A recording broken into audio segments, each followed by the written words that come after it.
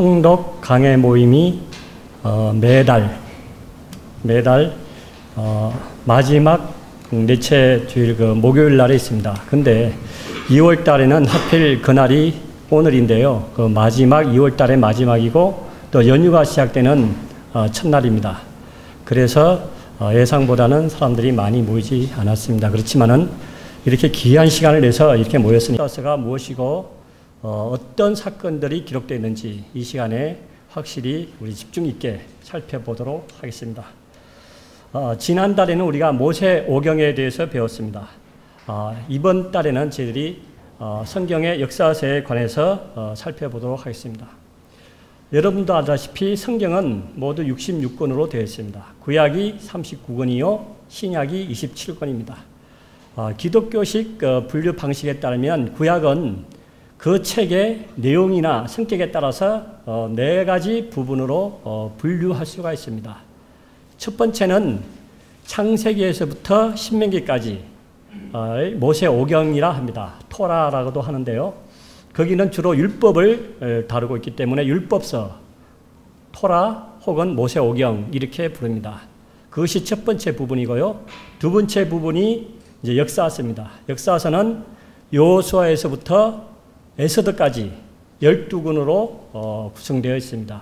역사서는 말 그대로 이스라엘의 역사를 기록하고 있는 책입니다.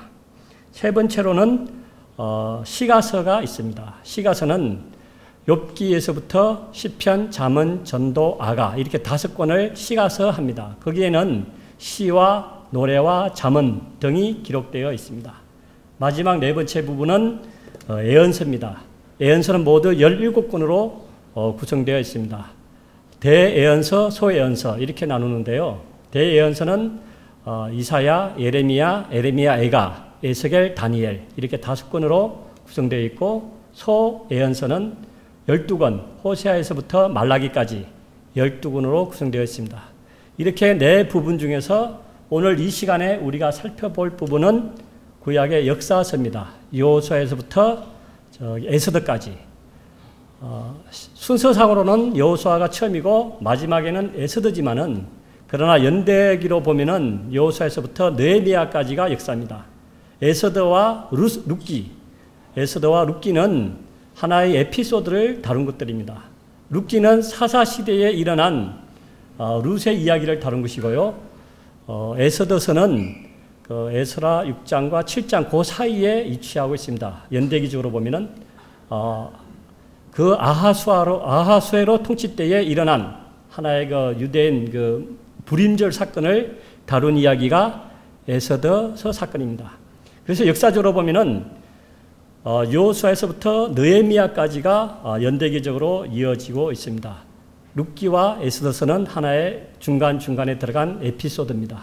자, 그러면은 역사서의 연대는 언제부터 시작이냐면은 이제 출애굽한 이스라엘 백성들이 40년의 광야 여행을 거쳐서 요단강 동쪽 모압 평지에 진을 치고 있다가 마침내 요단강을 건너서 약속의 땅 가나안에 첫 번째로 진을 칩니다. 길갈에 진을 치는데요. 그때가 주전 1405년경입니다. 그러니까 요단강을 건너서 길갈에 진을 친 그때로부터 역사서가 이제 시작돼서 저기 느헤미야 유다 총독이 임명받고 와가지고 유다 총독으로 임명받고 온 느헤미야가 본토 귀환을 해서 그 땅에서 종교 개혁을 실시하고 이렇게 힘차게 종교 개혁을 이제 이렇게 한창 실시하던 그 때까지를 마무리로 봅니다. 성경에 나타난 역사서는 그러니까 요단강을 건넌 그 직후부터 느헤미야의 귀환과 종교 개혁까지를 보는데 그때가 주전 430년경이니까 말하자면은 건 1000년의 역사를 다루고 있는 것이 이스라엘의 역사입니다. 그것을 좀 더 구체적으로 이제 분류해 보면은 가나안 정복 시대, 여호수아 시대라고도 하는 가나안 시대가 여호수아 시대가 15년 정도 됩니다. 요단강을 건너서 가나안을 정복하고 가나안 땅을 분배하고 그 땅에 정착한 시기가 15년 정도 되고 그 다음에 여호수아의 죽음 이후 1390년 여호수아의 죽음 이후로 이스라엘의 최초의 왕이 들어서기 전, 최초의 왕이 들어선 사울이 즉위할 때가 주전 1050년경이니까 요 340년 어간이 사사시대입니다. 다음에 사사시대 340년이 끝나고 이스라엘의 왕정시대가 시작됩니다. 사울이 등극하면서부터 이스라엘의 왕정시대가 시작되는데 사울, 다윗, 솔로몬으로 이어지는 그 3대 왕 40년씩 각각 통치했습니다. 그래서 120년 동안의 그 역사가 이스라엘의 통일왕국 시대입니다. 나라가 분열되지 아니하고 통일된 그 왕국, 통일왕국 시대가 120년이고 솔로몬이 죽고 그 아들 르호보암이 이스라엘의 왕이 됐는데 그때에 솔로몬이 오랜 그 건축 사업과 부역 사역을 통해서 백성들이 참 고달픈 상황에 있었는데 이제는 솔로몬이 죽고 그 아들 르호보암이 왕이 됐을 때에 이제는 우리에게 세금과 부역을 좀 감해 주십시오 하고 요청했는데 르호보암이 그걸 거절하자 10지파가 떨어져 나갑니다. 이스라엘의 12지파 중에서 10지파가 떨어져 나가고 유다지파와 베냐민 지파는 그대로 르호보암을 섬기는데 그 유다지파 베냐민 지파가 중심이 된 나라가 남쪽 왕국 유다입니다. 그리고 여로보암을 왕으로 세워서 떨어져 나간 10지파가 북쪽 왕국, 북왕국 이스라엘입니다. 여기서부터 여러분들이 이제 혼동하기 쉬운데 통일왕국 이스라엘이 있고 북쪽 왕국 이스라엘이 있습니다. 명칭은 같습니다. 이스라엘. 그래서 이 왕국이 통일왕국 이스라엘이냐 아니면은 북쪽 왕국 이스라엘이냐 이걸 여러분들이 구분할 필요가 있습니다. 이렇게 해서 통일왕국 120년, 분열왕국이 주전 930년경에 왕국이 분열돼가지고 주전 586년에 남왕국 유다 예루살렘이 멸망했기 때문에 대략 345년경이 분열왕국 시대입니다. 그리고 분열왕국이 끝나고 포로 시대가 됩니다. 바벨로니아 땅으로 포로가 되어 잡혀가죠. 그래서 거기서 70년가량을 보내고 그 다음에 고레스의 귀환 조서로 말미암아 본국으로 귀환합니다. 1차, 2차, 3차 귀환을 해서 예루살렘 땅에 다시 성전을 정수하고 성벽을 짓고 그 땅에 정착하는 시기가 근 100년의 세월입니다. 그래서 이스라엘의 역사는 근 1000년의 역사를 가지고 있는데 다시 한번 요점적으로 정리하면은 여호수아 시대 15년, 사사 시대 340년, 통일 왕국 시대 120년, 분열 왕국 시대 340년, 포로 시대 70년, 포로 귀환 시대 거기 100년 정도 돼서 건 970년인데 말하자면 1000년의 세월의 역사를 가지고 있습니다. 자, 그렇다면은 우리가 왜 이스라엘의 역사를 공부를 해야 됩니까? 사실 따지고 보면은 우리나라 역사도 잘 모르는 판인데 저 멀리 팔레스타인 지중해 연안에 있는 작은 나라 이스라엘의 역사를 우리가 그것도 3000년 전에 존재했던 그 역사를 우리가 오늘 이 시간에 왜 배워야 되는지 우리가 그 의미와 가치를 분명히 깨달아야 합니다. 그 이유는 이스라엘이 단순히 한 민족이 아니라 하나의 선민이기 때문입니다. 선민. 하나님께서는 인류가 타락한 이후에 인류를 구원하기로 작정하셨는데 그 작정의 프로세스가 어떻게 되냐면은 먼저 한 나라, 한 민족을 선택해서 그 나라를 제사장 나라로 삼아 가지고 그 나라에게 율법을 주고 그 나라를 통해서 메시아를 보내서 그 나라를 통해서 온 인류를 구원하기로 경륜하시고 섭리하셨던 거예요. 그 나라가 바로 이스라엘이기 때문에 성경에 이스라엘 역사가 기록되고 그래서 우리는 이스라엘 역사를 배워야 됩니다. 이런 의미에서 이스라엘은 단순한 하나의 민족이나 나라가 아니라 전 인류의 대표 민족이고 또한 제사장 나라입니다. 스데반이 후일에 그 설교할 때에 이스라엘의 광야 총회를 가리켜서 구약교회다 이렇게 말을 합니다. 말하자면은 믿는 자들의 모임인 에클레시아, 신약의 교회의 그림자가 바로 구약의 이스라엘 총회입니다. 이스라엘. 그렇기 때문에 교회의 그림자고 제사장 나라고 그리고 온 민족을 대표하는 선민이기 때문에 그 민족을 통해서 역사하시는 하나님의 구원 섭리와 손길을 우리가 알기 위해서는 이스라엘의 역사를 반드시 알아야 될 필요가 있는 것입니다. 그래서 여호수아에서부터 저기 에스더까지 여호수아 12권이 성경에 기록되어 있는 것입니다. 자, 그러면은 12권으로 구성된 이스라엘 역사서를 우리가 구체적으로 한번 살펴보도록 하겠습니다. 맨 먼저 나오는 책이 여호수아입니다.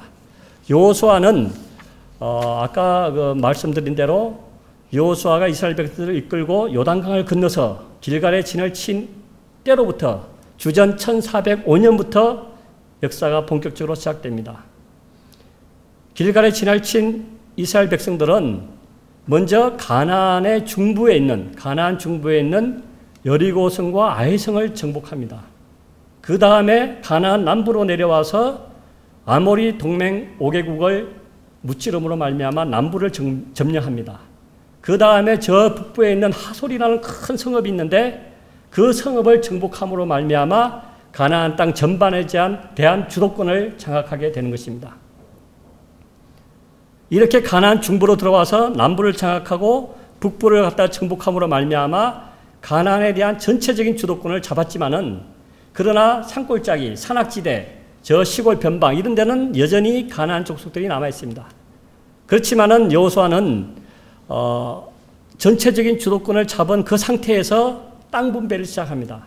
여호수아를 보면은 1장에서부터 12장까지가 이렇게 가나안 정복 전쟁이 나옵니다. 가나안 정복 전쟁이 대략 7년 전쟁으로 봅니다. 7년 동안 가나안 정복 전쟁을 치른 것이죠. 그런 다음에 전체적인 주도권을 잡았을 때에 이제 실로에서 대제사장 엘르아살과 12지파의 족장들과 더불어 제비뽑기를 통해서 이스라엘 12지파에게 땅을 분배해서 이제 각자 분배받은 땅에서 거기서 살고 있는 가나안 족속들을 쫓아내서 온전히 그 땅을 자기 땅으로 차지하라고 그렇게 명령을 내리면서 가나안 땅을 분배해 줍니다. 그 분배한 사건이 13장에서부터 이제 24장까지 나옵니다. 마지막에는 여호수아의 고별 설교가 나오죠. 하나님의 말씀대로 살아가면 복을 받을 것이고 하나님의 말씀을 어기면 저주를 받을 것이다. 이런 그 고별 설교가 나옵니다.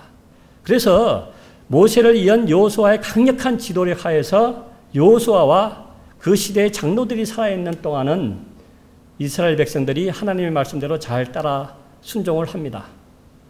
이 여호수아 시대 15년 동안은 이렇게 가나안 정복전쟁 7년 그리고 여호수아의 통치 가나안 땅 분배와 여호수아의 통치 8년 이렇게 구성되어 있습니다.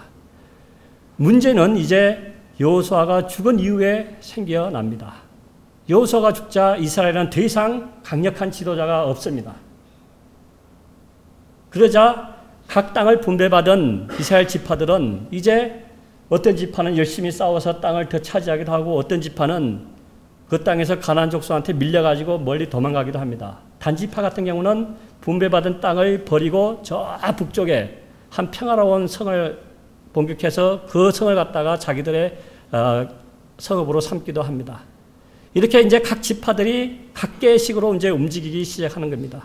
그러면서 하나님의 율법을 점차적으로 잊어가고 그러면서 가나안 족속들과 동화되기 시작합니다. 이렇게 사사시대는 여호수아가 죽고 나서 점점점 가나안의 우상 문화에 젖어드는 과도기적인 암흑과 혼란의 시대입니다. 사사기 맨 마지막 21장 25절에 보면은 한마디로 정의하는 말이 나옵니다. 사사시대는 자기가 하고 싶은 대로 하면서 살았다. 각자 자기 소견대로 옳게 살았다. 옳은 대로 이렇게 살았다. 이렇게 어떠한 하나님의 율법이라든지 강력한 지도자의 인도 없이 각자가 알아서 좋을 대로 살아갑니다. 그렇기 때문에 자연히 무질서와 혼란이 판을 치게 됩니다. 그렇게 이스라엘 백성들이 하나님의 말씀을 떠나서 타락할 때에 그때의 이스라엘 백성들은 오랜 압제에 견디다 못해서 하나님께 막 살려달라고 부르짖습니다. 그러면은 하나님께서는 사사들을 보내주셨어요. 사사의 그 히브리어 쇼페트는 그 재판관이란 뜻인데 사사의 역할이 무엇이냐면은 평화 시에는 재판을 해줍니다. 송사 여러 가지 이제 그 백성들의 송사에 대해서 재판을 해주고 전쟁이 일어나면은 군사를 소집해서 외적을 침입하는 그러한 역할을 맡는 사람이 바로 사사입니다. 하나님은 이스라엘 백성들이 회개하고 부르짖을 때마다 사사들을 보내주었는데 사사기를 보면 모두 12명의 사사들이 나옵니다. 그 사사들의 활약이나 성경 기록의 분량에 따라서 우리는 6대 사사와 6소 사사를 나눕니다. 큰 사사 6명과 작은 사사 6명을 나누는데 6대 사사는 온니엘, 최초의 사사요 갈렙의 조카 온니엘, 다음에 왼손잡이 사사로 유명한 에훗, 그리고 여자 사사로 유명한 드보라, 그리고 300명의 용사로 미디안 족속을 쳐부순 기드온, 그리고 기생의 아들로서 모압 암몬 족속을 쳐부순 입다, 그리고 괴력의 역사 천하장사죠 삼손. 이렇게 6명을 우리가 6대 사사, 6대 큰 사사 이렇게 부릅니다. 6명의 작은 사사는 그냥 단 한 줄로 이렇게 처리를 하고 간단히 처리하고 이렇게 있는데요. 삼갈, 돌라, 야일, 입산, 엘론, 압돈. 이렇게 간단히 이렇게 소개하고 맙니다. 그래서 우리는 사사기를 읽을 때에 6명의 큰 사사의 활약을 우리가 집중적으로 살펴볼 수가 있는 거죠. 그 사사 시대를 보면은 하나의 패턴을 형성하고 있는데 무엇이냐면은 이스라엘 백성들이 하나님의 말씀을 떠나서 타락합니다. 그러면은 하나님의 징벌이 반드시 임합니다. 그러면 이스라엘 백성들은 오랜 압제에 견디다 못해서 회개하고 부르짖습니다. 그러면 하나님은 사사를 보내서 구원해 줍니다. 그러면은 이스라엘 백성들에게 평화가 찾아옵니다. 이렇게 얼마 동안 평화를 누리다가 또 타락합니다. 그러면 또 징벌이 임합니다. 그러면 또 부르짖고 사사 보내고 그러고 나서 또 평화로운 시가 되면 또 타락하고 이렇게 타락, 징벌, 구원, 평화, 타락 이런 악순환의 사이클이 계속 반복되는 게 사사시입니다. 사사시대입니다. 그렇게 340년의 역사가 계속 흘러가는 게 사사시대인데 사사기를 우리가 읽어보면 참 그 시대가 얼마나 타락했는지 보여주는 사건들이 있습니다. 사사기 1부터 21절까지 보면은 한 레위인 첩이 레위인이 첩을 얻었어요. 근데 그 첩이 도망을 간 거예요, 친정으로. 그 첩을 찾으러 이제 그 친정에 갔는데 그 첩을 데리고 이제 고향으로 이제 돌아오는데 중간에 기브아라는 이제 그 동네에서 묵고 있는데 그 동네 불량배들이 그 첩을 윤관해서 죽입니다. 그러자 그 첩을 도망내가지고 12지파로 보내가지고 소집해서 그 베냐민 지파와 동족 상잔의 전쟁을 벌입니다. 막 이렇게 보면은 막 그 제사장도 고용하고 서로 뺏고 이렇게 그 뭐랄까 무질서하고 그야말로 막 윤관, 강간, 살인, 그 뭐 동족 내란 이런 것들이 막 그 벌어지고 있는 게 사사시대의 참 암흑의 역사입니다.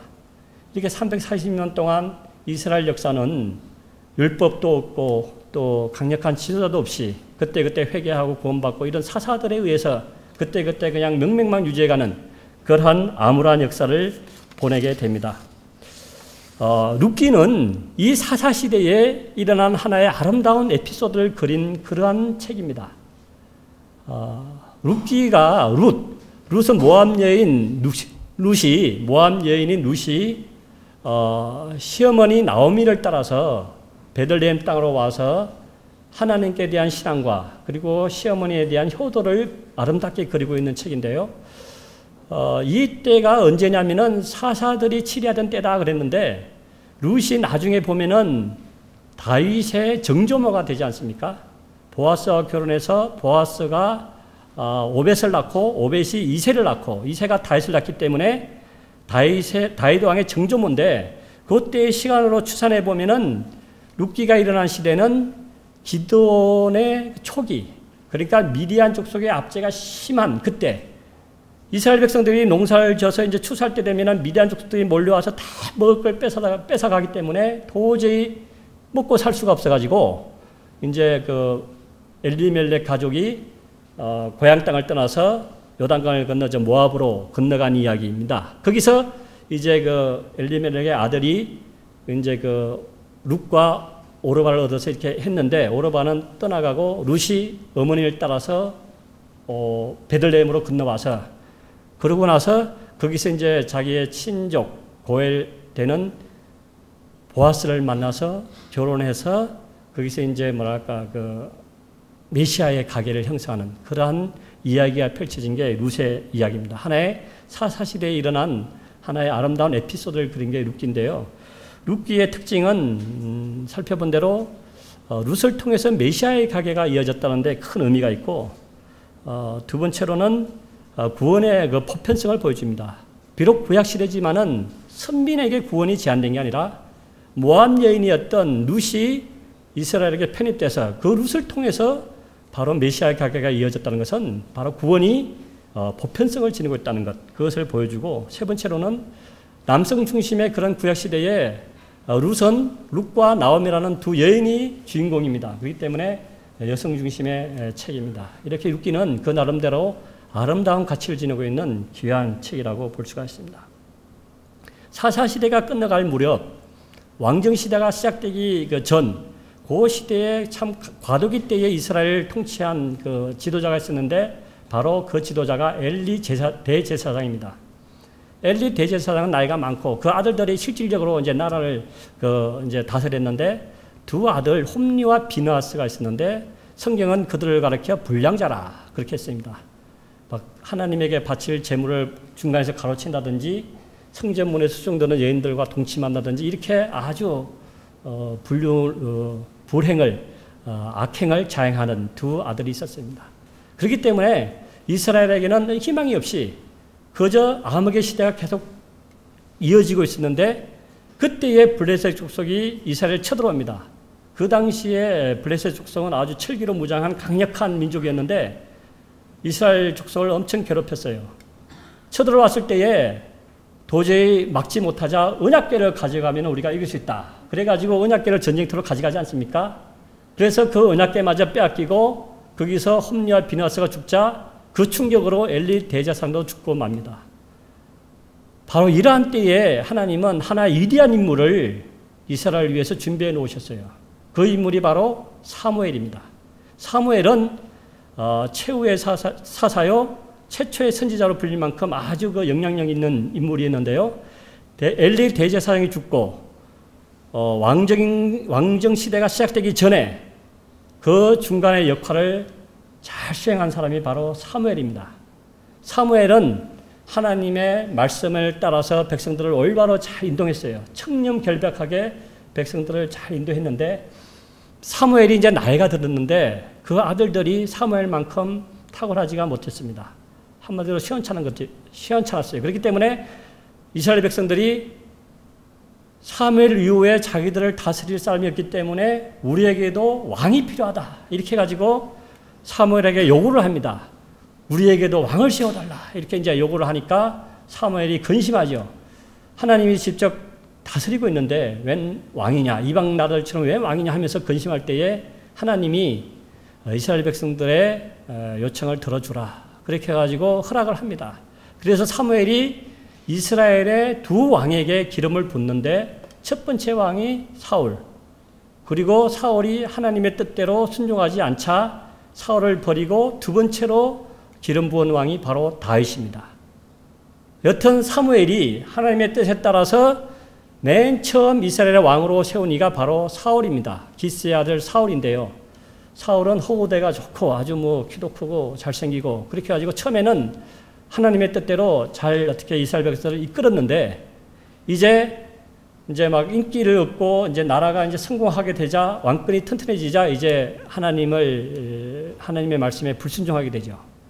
그래서 하나님께 버림을 당합니다. 그래서 사울이 통치한 시기가 주전 1050년에서부터 40년 동안 통치합니다. 주전 1010년까지. 이제 사울이 통치하는데 사울의 통치 기간 때에 블레셋이 또 공격해 옵니다. 블레셋은 자주 이스라엘을 쳐들어와요. 지중해 산악지대 지중해에 사는 그 블레셋 민족들이 그때 당시 철기로 무장한 강직한 족속이었기 때문에 이스라엘 수시로 쳐들어옵니다. 한 번은 골리앗이라는 아주 거대한 장수를 앞세우고 이스라엘 쳐들어옵니다. 사울 군대에서는 골리앗과 맞설 사람이 없었던 겁니다. 그때에 목동 다윗이 드디어 출현하게 됩니다. 그 이전에 물론 기름 부음을 받았지만은 역사의 전면에 등장을 하지 않았는데 골리앗의 침략과 더불어 다윗이 등장해서 물맷돌로 골리앗을 보기 좋게 쓰러뜨립니다. 그러면서 그때부터 이제 다윗의 인기가 이스라엘에서 올라갑니다. 그러자 사울이 자신의 왕권이 위협당할 것을 염려해서 다윗을 핍박하기 시작합니다. 그 이야기가 나와 있는 것이 사무엘상의 이야기입니다. 사무엘상 이야기를 보면은 사무엘이 사울과 다윗에게 기름을 붓는 장면, 그리고 다윗이 골리앗, 사무엘상 17장에 보면은 이제 그 사건이 나타나는데 17장에서 골리앗을 이긴 이후로 다윗이 이스라엘 역사의 전면에 등장하자 다윗의 인기를 시기한 사울이 다윗을 핍박하고 죽이려고 합니다. 그래서 다윗은 정처 없이 도망 다니죠. 유대 광야 도처럼 그냥 벼룩처럼 도망 다닙니다. 메추라기처럼 도망 다니고 사울은 길을 쓰고 다윗을 죽이려고 이렇게 합니다. 그 이야기가 사무엘상 후반부에 잘 나타나 있습니다. 거기서 또 우리가 요나단과 다윗의 아름다운 우정도 우리가 볼 수가 있고요. 그러다가 또 마침내 이제 그 다윗이 더 이상 도망갈 데가 없으니까 이제 블레셋의 이제 가드로 이제 이스라엘 국경을 넘어서 블레셋 땅으로 도망가고 말죠. 그러자 사울도 추격을 거치고 있는데 그 무렵에 바로 블레셋이 또 대대적으로 공격해 옵니다. 그래서 거기에 맞서 이제 길보아라는 산에서 이제 대전투가 벌어집니다. 블레셋과 이스라엘의 대전투가 벌어지는데 거기서 사울이 전사하고 맙니다. 사울과 더불어 사울의 아들들도 전사하고 맙니다. 요나단도 거기서 죽고 맙니다. 길보아산 전투에서 사울과 그의 아들 요나단이 죽음으로 말미암아 사무엘상이 막을 내립니다. 사무엘하의 이야기는 이제 다윗의 이야기로 시작됩니다. 왜냐하면 이제 기름 부은 다윗이 준비가 됐다가 사울이 죽으니까 이제 이스라엘에는 새로운 왕이 필요했는데 바로 그 왕이 다윗이었던 것입니다. 그러나 다윗은 처음부터 이스라엘 전체의 왕이 되지는 못합니다. 왜냐하면 사울 왕가에 그 남은 아들이 있었는데 이스보셋이라고 아들이 있었습니다. 아브네일 장군이 이스보셋을 옹립해가지고 사울 왕가를 이어가려고 합니다. 그러나 대세는 다윗 왕가는 점점 이렇게 왕성하고 사울 왕가는 이미 그냥 기울어지는 그런 판이기 때문에 얼마 가지 못하고 아브넬이 기순하고 그러므로 이스보셋이 죽고 그러고 나서 사울 왕가는 이제 완전히 무너지고 맙니다. 그렇게 7년 동안 헤브론에서 다스리다가 유대민족을 대상으로 다스리다가 이제 사울 왕가가 완전히 몰락하자 이제 전체 이스라엘 왕으로서 예루살렘으로 천도를 해서 그래서 33년 동안 그래서 다윗도 40년 동안 통치합니다. 주전 1010년부터 970년까지 40년 동안 통치합니다. 사울 40년, 다윗 40년, 솔로몬 40년, 세 명 다 통일왕국 시대의 세 왕은 다 40년씩 통치를 합니다. 다윗의 사무엘하는 이제 다윗의 이야기를 쭉 채워지는데요. 전반부는 이제 다윗 왕국이 점점 이제 그 이웃 나라를 다 정복하고 이기는 그런 승리와 다윗 왕국이 이제 점점 강해지는 왕권이 이제 점점 이제 기반을 닦는 그러한 이야기로 채워져 있고요. 후반부에는 안타깝게도 다윗 왕의 타락 이야기가 나옵니다. 여러분이 잘 아시는 그 밧세바 사건, 밧세바의 불륜 사건, 그리고 이제 그 남편 우리아를 전쟁에 보내서 죽이는 그 살인 교사 사건. 그리고 나서 마지막에는 이제 교만한 마음으로 인구 조사를 실시함으로 말미암아 하나님께 징벌을 받는 그런 그 다윗의 아픈 사건들이 사무엘하 후반부에 나옵니다. 그 징벌로 이제 그 아들이 큰 아들이 압살롬에 의해서 죽임당하고 또 압살롬은 또 반역을 일으켜가지고 또 쫓겨나가고 그러다가 또 이제 결국은 압살롬이 또 이제 전쟁에서 죽고 그래서 이제 아들을 잃는 그런 그 불륜 사건에 대한 하나님의 징벌로 그런 그 다윗 그 집안의 아픈 역사가 기록된 것이 사무엘하의 이야기입니다. 그렇게 이제 사무엘하의 이야기가 끝나자 이제 열왕기 상의 이야기가 시작됐는데요. 열왕기 상의 이야기는 이제 다윗이 죽고 이제 솔로몬이 다윗을 이어서 이제 이스라엘의 3대 통일왕국 이스라엘의 3대 왕으로 즉위함과 동시에 이제 열왕기 상의 이야기가 시작됩니다. 열왕기 상의 이야기도 전반부 후반부로 뚜렷하게 구분됩니다. 전반부는 솔로몬이 지혜를 얻어서 정말로 왕국이 최대로 번영하는 그러한 시기입니다. 그러자 왕국이 번영하다 보니까 정략적인 외교를 많이 하게 되고 솔로몬이 그러다 보니까 이방 여인들을 많이 이제 얻게 되면서 그 이방 여인들이 각자 자기들의 우상을 가져옵니다. 솔로몬이 그걸 갖다 방치함으로 말미암아 이스라엘 땅에 이제 우상의 제단이 곳곳에 세워집니다. 그리고 또 솔로몬이 하나님의 성전을 건축한 솔로몬 성전을 건축한 7년 동안은 좋았습니다. 왜냐하면 하나님의 뜻에 따라서 올바로 한 건축이기 때문에 그것은 참 축복 가운데 이루어졌는데 하나님의 성전 7년 건축이 끝나고 그 이어서 자신의 집 왕궁을 13년에 걸쳐서 했습니다. 그러면서 이제 백성들이 세금과 부역에 시달리기 시작하는 거죠.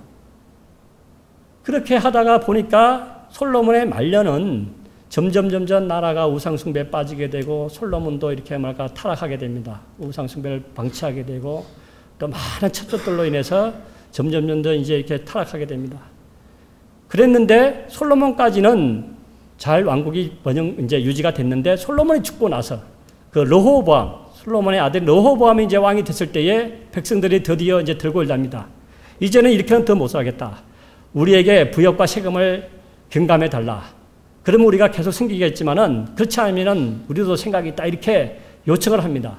그때 르호보암이 지혜롭게 처신하지 아니하고 자기 또래의 젊은 사람들과 상의해서 더 강력하게 철권 통치를 감행하겠다 이렇게 선포하니까 그러면 우리도 이제는 우리가 다윗 지방과 상관이 없다 해가지고 북쪽의 10지파가 떨어져 나갑니다.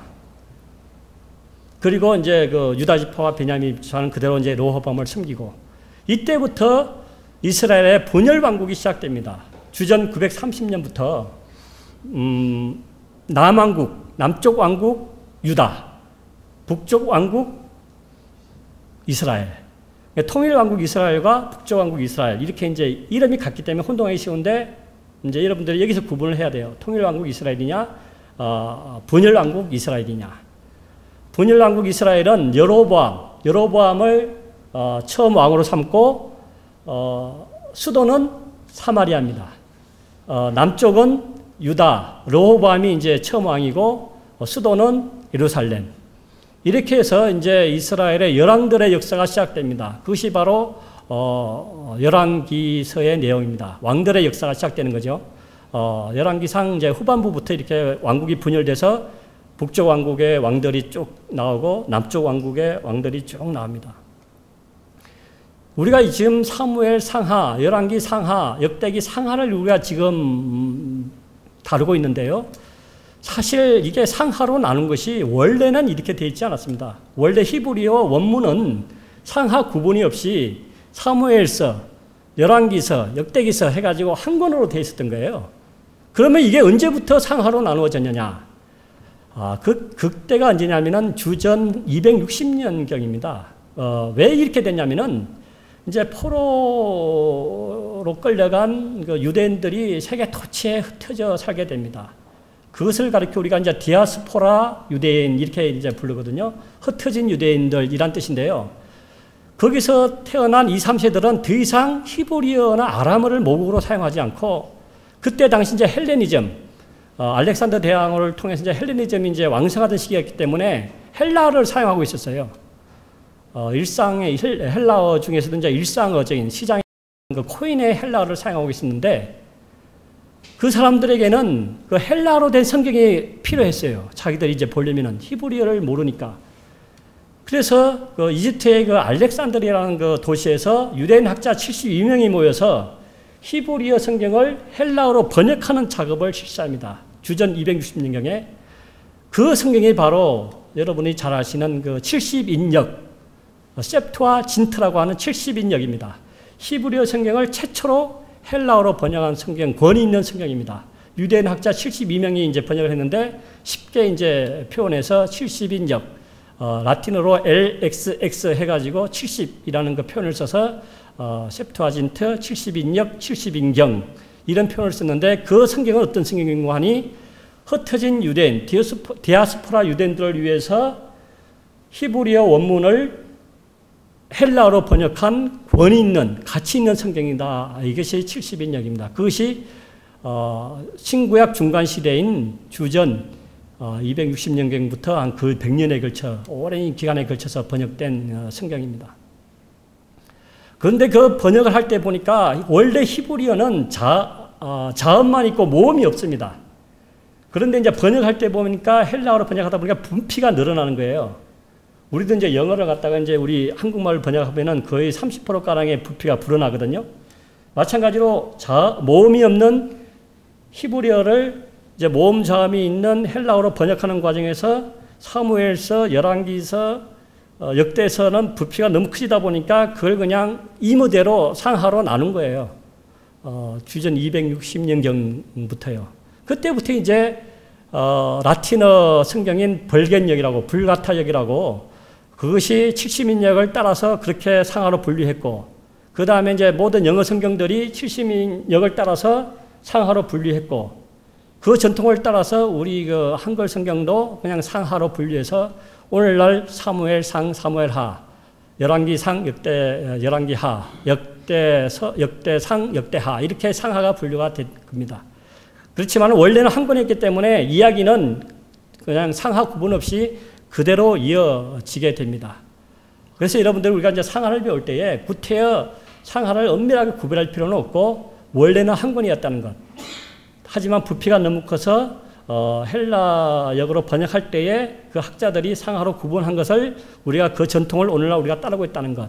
이 정도를 알아두시면은 역사서를 읽어가는데 큰 무리가 성전 건축의 이야기가 많은 분량을 차지하고 있고 또 레인과 그 성가대, 성전 성가대 이야기 그리고 제사 제도의 정비, 레인과 또 제사장의 임무 이런 그 종교적인 이야기가 많이 나타납니다. 그리고 또 하나의 그 특징이 뭐냐면은 열왕기서는 남왕국과 북왕국의 역사를 똑같이 다루고 있지만은 역대기서는 정통 왕조를 다윗 왕조로 보고 남왕국의 역사만을 다루고 있습니다. 북쪽 왕국의 이야기는 전혀 나타나지 않습니다. 남쪽 왕국만 다루고 있습니다. 이렇게 역사 간의 뜻이 차이가 납니다. 그렇지만 이제 열왕기서와 역대기서의 마지막은 똑같이 끝나는데 그것은 무엇이냐면은 왕국의 멸망으로 끝납니다. 마침내 135년 전에 이제 북왕국 이스라엘이 주전 722년에 아시리아의 사로곤 2세에 의해서 멸망하고 그 다음에 남왕국 유다가 계속 이제 하나님의 선지자의 경고를 받았음에도 불구하고 타락을 멈추지 않자 마침내 느부갓네살의 그 바벨로니아의 느부갓네살 왕에 의해서 주전 586년에 예루살렘이 멸망합니다. 그래서 이제 왕국이 멸망하는 것으로 열왕기서가 끝나고 역대기서가 끝납니다. 자, 이렇게 왕국의 멸망과 더불어 이제 열왕기서와 역대기서 왕들의 이야기는 거의 이제 마무리가 됩니다. 그러면은 예루살렘이 멸망하고 난 직후의 이야기가 또 묘사되어 있는데 예루살렘 함락 직후의 정황을 다룬 그 성경 부분이 예레미야 40장에서 44장까지입니다.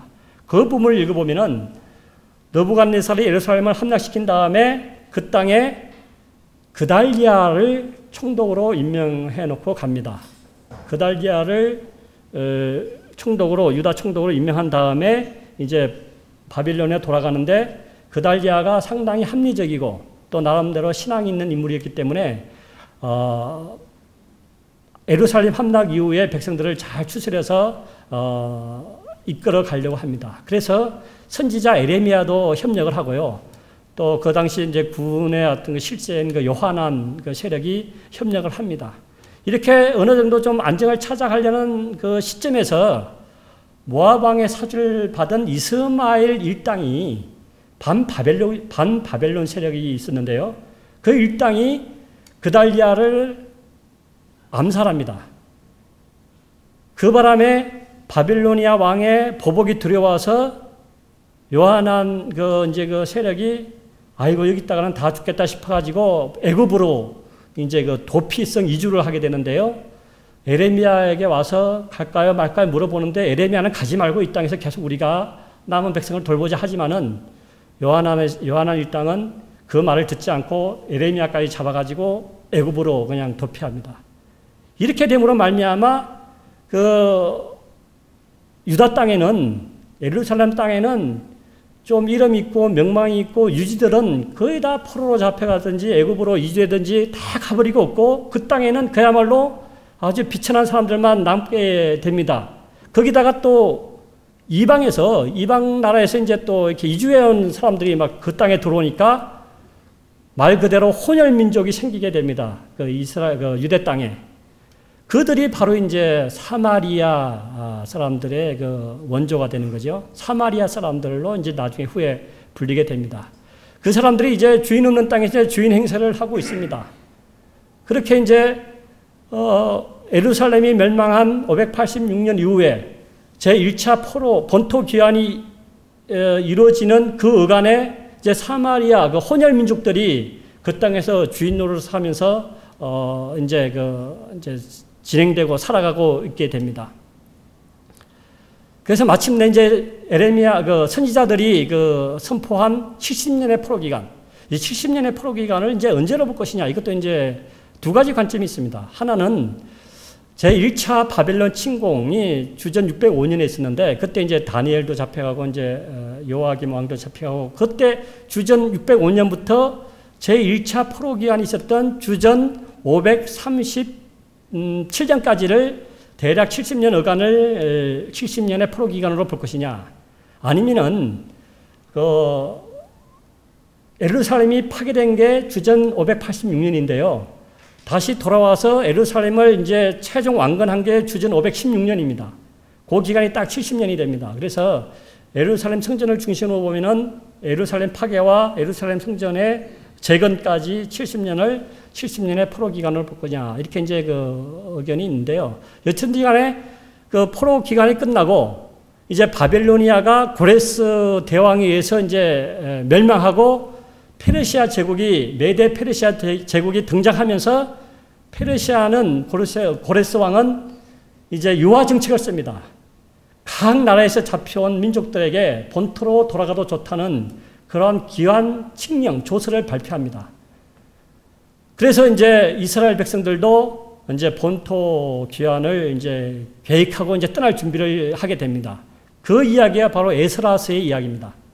이제 고레스의 귀환 칙령이 내려졌으니까 그 칙령에 따라서 이제 본토 예루살렘으로 이제 돌아갈 사람들을 이제 소집하고 모집하고 막 이런 과정이 이제 그려지고 있습니다. 아주 우호적인 분위기 속에서 예루살렘에서 예루살렘 성전에 뺏긴 그런 기명들을 다 받아가지고 이제 유다 총독 스룹바벨의 인도하에 제1차 포로 귀환이 이루어집니다. 그때가 주전 537년입니다. 그때 이후로 이제 와가지고 이 본토 귀환한 백성들이 가장 먼저 한 일이 뭐냐면은 성전의 재건을 했습니다.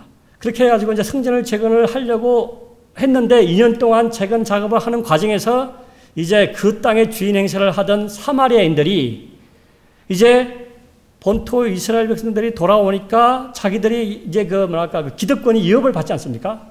그렇기 때문에 길을 쓰고 반대를 하고 막 방해를 합니다. 그래서 성전 건축이 14년이나 중단이 돼요. 왜냐하면 이제 그 페르시아 왕한테 막 고발을 계속 하니까 14년 동안 중단되는데, 이제 그 어간에 이제 학계, 스가랴 이런 그 선지자들이 성전 건축의 필요성을 계속 외치면서 백성들을 일깨우죠. 그래서 다리오 왕 2년째에, 그러니까 516년, 주전 520년경에 다시 성전 재건을 시작해서 성전 재건을 다시 시작한 4년 후에 주전 516년에 성전 건축을 완성합니다.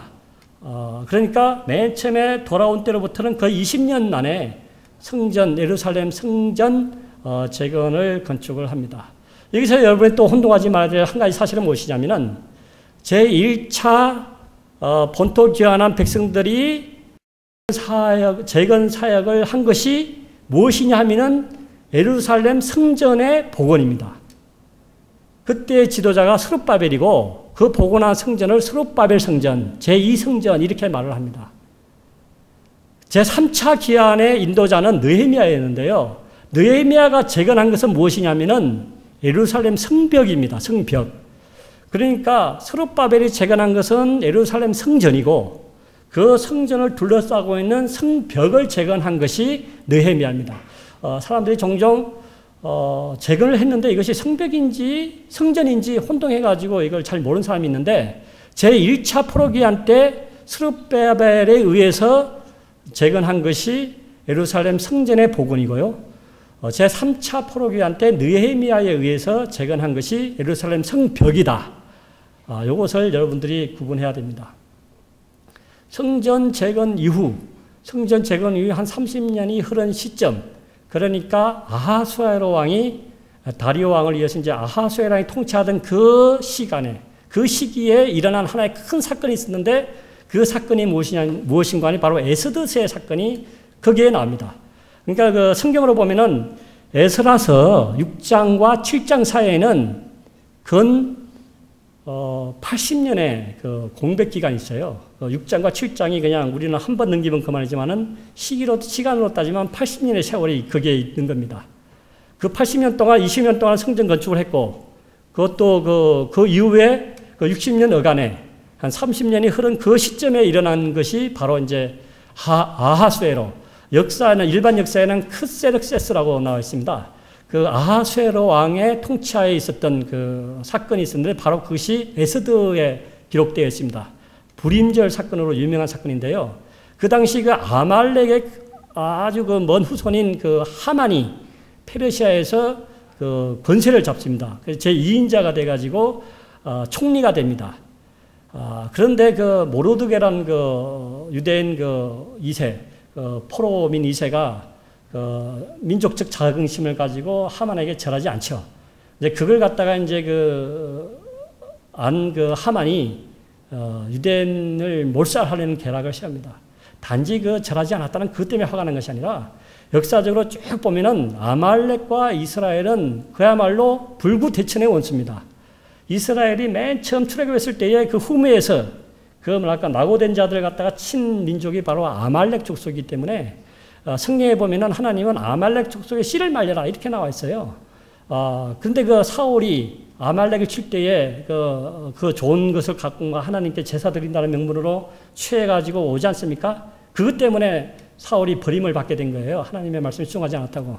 그만큼 아말렉과 이스라엘은 공존할 수 없는 그런 세력인데 그런 역사적인 사실을 알고 있는 하만이 옳지 기회는 왔다. 그래서 모르드게 사건을 빈미로 유대인을 몰살하려고 했던 거예요. 그래서 어찌 보면은 하만의 승리가 거의 예정되어 있었는데 그러나 그때를 위해서 예비한 인물이 있었으니 바로 에스더입니다. 바로 그 아하수에로의 그 와스디가 폐위되고 이제 그 새로운 왕으로 이제 에스더라는 참 포로민 이름 없는 소녀가 되지 않습니까? 에스더가 그게 이제 하나님이 미리미리 다 준비해 놓으신 겁니다. 그 에스더의 활약과 모르드게의 어떤 그 활약으로 하만의 계략을 분시하고 그리고 유대인들이 페르시아 제국에서 그 입지를 강화하는 그 사건이 바로 에스더 사건이고 또 그걸 절기로 삼은 사건이 불임절 사건입니다. 불임은 이제 제비라는 뜻입니다. 제비 뽑아서 이제 날짜를 정해서 그래서 유대민족이 다시 살아났다. 그래서 불임절 사건 해가지고 오늘날까지도 유대인들이 큰 축제로 즐기고 있는 명절입니다. 그것이 바로 이제 에스라 6장과 7장 사이에 일어난 바로 에스더 사건이고 에스라 7장은 이제 무엇이냐면은 에스라 모세 율법에 능통한 학자 에스라가 있었는데 그 에스라의 인솔 하에 제2차 포로기한이 이루어집니다. 주전 458년에 그러니까 제1차 포로기한 스룹바벨에 의한 제1차 포로기한이 있은 지 80년 후에 에스라의 율법 학자 에스라에 의해서 제2차 포로기한이 있었는데 그때가 주전 458년입니다. 에스라에 의해서 이제 그때가 이제 에스라서 7장부터 이제 쭉 나옵니다. 이제 포로기한 2차 포로기한이 있습니다. 대규모로 세 번의 대규모 포로기한이 있었는데 1차는 주전 537년에 스룹바벨에 의해서 5만 명가량이 돌아왔고요. 그 80년 후인 주전 458년에 율법학자 에스라에 의해서 한 2000세대가량이 돌아옵니다. 그러고 나서 2차 포로기한 이후에 한 13, 14년 후에 제3차 마지막 대규모 포로기한, 본토기한이 있었는데 그때의 인솔자가 바로 느헤미야입니다. 이렇게 해서 에스라 7장부터 에스라 마지막까지는 이제 에스라 인솔의 제2차 포로기한의 사건이 나타난 걸 기록하고 있고 그리고 나서 이스라엘 역사의 맨 마지막 부분은 바로 느헤미야입니다. 그때에 이제 그 아닥사스다 왕이 통치하고 있었을 때에 페르시아 궁중에 이제 고위 관리로 있던 그 느헤미야가 저 예루살렘에서부터 올라온 그 하난이라는 친척에게서 예루살렘 소식을 듣습니다. 예루살렘 성벽은 무너져 내리고 그냥 그 이방인들이 그냥 뭐 예루살렘을 짓밟고 있고 성문은 불타서 다 그냥 없어지고 이런 그 조국의 비참한 상황을 전해 듣고 금식기도 한 후에 왕에게 아닥사스다 왕에게 조국으로 돌아갈 것을 청원합니다. 그 청원을 힘입어서 왕의 도움을 받아서 유다 총독의 자격으로 제3차 포로민들을 이끌고 본토로 귀환한 그때가 주전 444년인데요. 그때 돌아와가지고 가장 먼저 한 일이 바로 예루살렘 성벽의 중수입니다. 그때에 그 사마리아인들, 산발랏, 도비야 이런 사람들이 암몬 사람, 사마리아 사람, 모압 사람 이런 사람들이 그냥 방해를 하죠. 왜냐하면 예루살렘 성벽이 재건하면은 자기들의 기득권, 자기들의 세력이 위협당하니까. 그렇지만은 한 손엔 병기를, 한 손엔 연장을 잡고서 밤낮으로 일한 결과에 따르면은 52일 만에 기적과도 같이 예루살렘 성벽을 정축하게 됩니다. 그 이후에 이제 느헤미야는 학사 에스라와 더불어 대대적인 종교개혁을 실시합니다. 율법을 낭독해서 하나님의 말씀을 들려주고요. 그리고 또 성전에서 이제 그 레위인들과 제사장들의 어떤 그 신분 보장을 해주고, 그러고 나서 안식일 날에 그 상거래하는 것을 금지시키고, 또 가장 또 중요한 또 개혁 조치가 뭐냐면은 이방 여인들과의 결혼한 것을 갖다가 다 그냥 이렇게 그 취소시키는, 돌려보내는 그런 역할을 합니다. 여기서 우리가 또 기억해야 될 것이, 그 참 너무 가혹하지 않느냐. 이미 결혼해서 자식까지 있는데 그 아내와 자식까지 내보내라는 것은 너무 폐쇄적이지 않느냐. 이런 그 의견이 들 수가 있습니다. 그렇지만은 엄밀히 말하면 그것은 이방 여인을 보낸 것이 아니라 이방 종교를 내보낸 겁니다. 율법을 수여받은 모세가요, 그 이방 여인하고 결혼했습니다. 그 십보라라는 그 미디안 여인을 첫째 부인으로 얻고요. 첫째 부인이 죽자 두 번째 부인을 구스 여인, 이디오피아 여인을 취하지 않습니까? 율법의 대명사인 모세부터가 이방 여인과 결혼한 거예요. 그래서 우리가 성경에서 우리가 이방 족속을 물리쳐라, 가나안 족속을 멸절하라, 이런 그 명령이 무조건 나라와 민족이 달라서 주인 것이 아닙니다. 기생 라합 같은 경우 보십시오. 이방 여인이지만은 그 하나님의 어떤 신앙을 가지자 얼마든지 구원의 반열로 들어서지 않습니까? 그래서 이스라엘 민족 같은 경우에 이스라엘 공동체에 들어갈 수 있는 조건이 있습니다. 남자의 경우는 할례만 받으면 됩니다. 할례만 받으면 누구든지 이스라엘 공동체에 편입할 수 있습니다. 여자의 경우는 여호와 신앙을 고백하면 됩니다. 내가 하나님을 여호와로 믿겠다는 신앙 고백만 하게 되면은 얼마든지 이스라엘 사회에 편입이 됩니다. 그래서 느헤미야가 이방 여인과 아들을 쫓아낼 때에 그들은 끝까지 여호와 종교를 받아들이지 않았던 자들이기 때문에 그들을 내쫓은 거지요. 그냥 단지 그냥 이방 여자이기 때문에 내보는 게 아니라. 그래서 엄밀히 말하면은 이방 종교와의 단절을 한 것입니다. 성경의 역사가 쭉 그렇습니다. 메시아의 가게도 보면은 이방 여인이 나옵니다. 그 룻이 바로 그 다윗의 정조모, 모압 여인이죠. 나오지 않습니까? 또 기생 라합도 또 나오고 되고, 이렇게 메시아 가게부터가 이방 여인이 있기 때문에 우리가 이방 사람들을 배척하는 것이 아니라 이방 종교, 우상 종교를 우리가 철저히 배척한 것이 바로 성경의 정신이다. 그래서 느헤미야가 그 종교개혁을 대대적으로 실시하는 겁니다. 그래서 느헤미야 마지막에 보면은 느헤미야가 포로로 귀환한 주전 444년부터 한 12년 동안 예루살렘 성벽을 정축하고 종교개혁을 실시하다가 잠시 페르시아 궁중으로 왕의 부름을 받고 소환됩니다. 그때가 주전 432년경 정도 됩니다. 아마 총독의 재임 기간이 끝나가지고 아마 다시 페르시아에 가서 재신임을 받기 위해서 들어간 것 같은데요. 1년 동안 들어가 있는 동안에 그 대제사장 엘리야십이라는 사람이 그 성전 내에 그 방 하나를 갖다가 그 도비야라고 아주 그 여호와의 종교를 갖다가 박해하고 멸시한 그런 사람에게 그냥 방을 내주고 또 제대로 봉급을 주지 않아서 그 성가대 또 레인들 또 이런 거 성전에서 봉사하는 사람들이 다 그냥 없어지고 이렇게 엉망이 됩니다. 그래서 1년 후에 다시 이제 느헤미야가 돌아와서 그 사실을 보고 이제 대대적인 종교개혁을 또 실시합니다. 그러므로 말미암아 느헤미야가 끝나면서 구약의 이스라엘 역사가 끝나는 거예요. 여기서 우리가 한 가지 참 재미있는 사실을 알 수가 있는데요. 어떤 사실이냐면은 신약의 역사서는 사도행전입니다.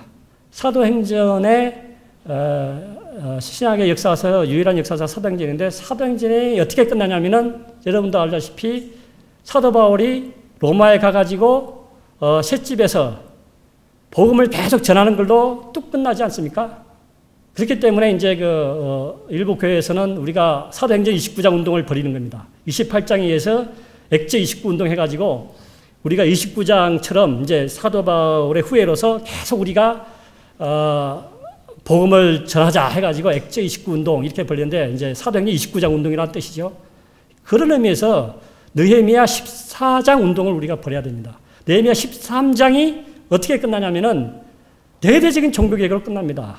이방 종교를 척결하고 안식일 성수를 지키고 그리고 또 성전 제도를 정비하고 그리고 또 이렇게 주일날 상거래를 갖다가 금지시키고 여러 가지 어떤 그 성전 제도 그리고 종교개혁 회개 이런 걸로 막 하는데 갑자기 뚝 끝나는 거예요, 역사가.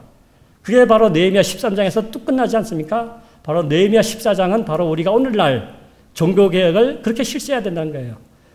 사도행전 29장 운동처럼 느헤미야 14장 운동도 우리가 일어나야 됩니다. 왜냐하면 오늘날의 한국교회가 결코 하나님 앞에서 올바르게 서 있다고 볼 수 없을 만큼 많은 그 불미스러운 일들이 일어나고 있기 때문에 느헤미야 14장 운동이 일어나서 종교개혁이 활활 계속 불타올라야 되는 것입니다. 이렇게 해서 이스라엘 역사, 천년 역사가 마무리되는 겁니다. 요약하면은 가나안 정복 여호수아 시대 15년, 그리고 사사 시대 340년, 통일 왕국 시대 120년, 그리고 분열 왕국 시대 345년, 그리고 포로 시대 70년, 그리고 포로 귀환 그 시대, 개혁 그렇게 하던 시대가 100년, 이렇게 해서 970년인데 근 1000년의 역사가 끝납니다. 그러고 나서 이제 그 이후의 역사가 어떻게 되느냐 하면은 바로 그것이 신구약의 중간 시대다 해가지고 신구약 중간사가 펼쳐집니다. 그 시대에는 선지자도 없고요, 환상도 없고 비전도 없고 그야말로 침묵의 시대입니다.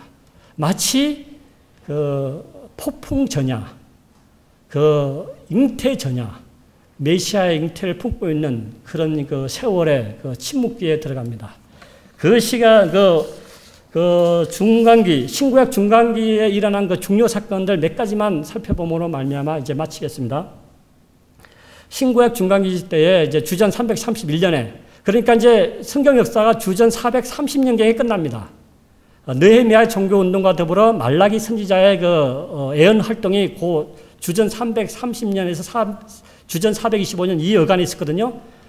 이때로 이제 이스라엘 역사는 이제 그 성경의 역사는 끝나고 그 다음부터 이제 세계 역사가 어떻게 흘러가냐면은 이제 그 주전 331년에 이제 그리스 헬라에 이제 알렉산더 대왕이 출현합니다. 그래서 페르시아 제국을 정복합니다. 그래서 헬레니즘이 이제 세계적으로 전파하는 거죠. 주전 323년에 인도 원정길에 알렉산더 대왕이 갑자기 죽습니다. 그러자 그 밑에 4명의 장군이 이제 각각의 이제 그 나라를 분할해서 통치합니다. 4대 왕조가 탄생하게 되는데 그게 셀루쿠스 왕조, 톨레미 왕조, 카산드 왕조, 리시마쿠스 왕조, 이 4왕조가 이렇게 생깁니다. 이런 이야기가 어디에 성경에 예언되어 있냐면은 다니엘서 8장에 예언되어 있습니다. 그거 보면 좀 어렵습니다. 뿔과 짐승, 뭐 작은 뿔, 큰 뿔, 뭐 그냥 이런 짐승 저런 짐승 하면서 막 나오지 않습니까? 이런 이야기가 다 이 신구약 중간기 시대의 그 역사를 논하고 있는 겁니다. 여기서 우리가 꼭 알아야 될 것이 이제 그 셀루쿠스 왕조의 8번째 왕인 그 안티오쿠스 에피파네스 4세, 이 왕이 열렬한 그 헬라주의자 신봉자로서 유대교를 말살하려고 합니다. 그래가지고 유대교를 엄청 핍박합니다. 그래서 하나님의 성전에다가 제우스 신상을 세우고 유대인들이 부정한 동물로 여기는 돼지 머리를 갖다가 제단에다 올려놓고 할례를 금지시키고 안식일을 금지시키고 모세율법을 금지시킵니다. 어기면은 가차없이 그냥 처형시켜버립니다. 이러한 무자비한 종교 박해가 6년, 정확히 말하면은 6년 3개월 20일, 성경에는 2300일을 뭐 고난받으리라, 뭐 가증한 것이 성전에 서 있으리라, 이렇게 이제 묘사되어 있는데, 바로 주전 171년부터 165년까지, 주전 165년까지 2300일, 6년 3개월 20일 동안 가혹한 핍박이 있습니다. 마침내 주전 165년에 마카비, 유다의 그 마카비 왕 가문에서 그사를 일으켜서 에피파네스를 내쫓고 성전을 예루살렘 성전을 복원합니다. 다 이게 청소하게 되는 거죠. 그것이 바로 이제 수전절이라고 그래서 성전을 정결케 한 그런 절기. 그래서 그걸 오늘날까지 지키고 있어요. 수전절을 지키고 있습니다. 이 시대에 또 아까 말했듯이 주전 260년경에 70인역 번역이 있었다는 것 기억하시고요. 그리고 주전 146년에 이제 그 헬라 세력인 그 카르타고와 로마 세력인 그 로마가 포에니 전쟁을 일으킵니다. 1차, 2차, 3차에 걸쳐서 지중해 패권을 놓고 큰 전쟁이 일어나는데 거기서 이제 그 로마가 승리함으로 말미암아 이제 헬라 시대에서 로마 시대로 넘어가게 되는 거죠. 그래서 로마 제국이 출현하게 되고요. 주전 63년에 로마 장군 폼페이가 예루살렘에 나타나서 예루살렘을 정복하고 예루살렘을 갖다 이제 그 유대를 로마의 속국으로 삼고 수리아 행정구역으로 편입시켜 버립니다. 주전 37년에 이제 그 헤롯 대왕이 로마 황제에게 아첨을 떨어가지고 유대인의 왕이라는 칭호를 얻어서 유대 땅을 통치하게 됩니다. 주전 37년부터 주후 4년 예수님의 탄생하기까지 헤롯 대왕이 통치하게 됩니다. 헤롯 대왕이 이제 그 유대인의 환심을 사기 위해서 수르바벨 성전을 대대적으로 확장 공사를 하게 되는데 그것이 바로 헤롯 성전의 정축 공사입니다. 그러다가 마침내 주전 5년, 그래서 6년 사이에 예루살렘 성전에서 한 제사장이 제사 드리고 있을 때에 가브리엘 천사가 나타납니다. 그 제사장은 사가랴입니다. 반절에 따라서 제사를 드리고 있을 때에 마침내 오랜 침묵을 빼고 하늘의 메시지가 들이임하는데 가브리엘 천사가 세례 요한의 출생을 알려주죠. 주전 6년경에. 세례 요한은 예수님의 탄생 6개월 전에 고지가 됐고요. 6개월 후에 이제 요셉에게 나사렛 동네에 요셉에게 이제 마리아의 잉태 사실을 고지하고 또 마리아에게도 또 이제 그 메시아의 잉태 사실을 고지합니다. 그때가 주전 5년. 그러다가 마침내 주전 4년에 이 땅에 메시아가 오십니다. 구약에서 그토록 많은 선지자들이 예언했던 메시아. 그리고 사무엘 하 7장에 보면은 그 하나님께서 나단 선지자를 통해서 다윗에게 약속을 줍니다. 어떤 약속이냐면은 내 왕국과 내 집안이 영원토록 지속되리라 그랬는데 역사적으로 보면은 다윗 왕국은 망했거든요. 그러면 그 다윗 왕국과 다윗 집안과 다윗 왕조가 영원토록 경고하리라는 그 약속은 어떤 약속이냐?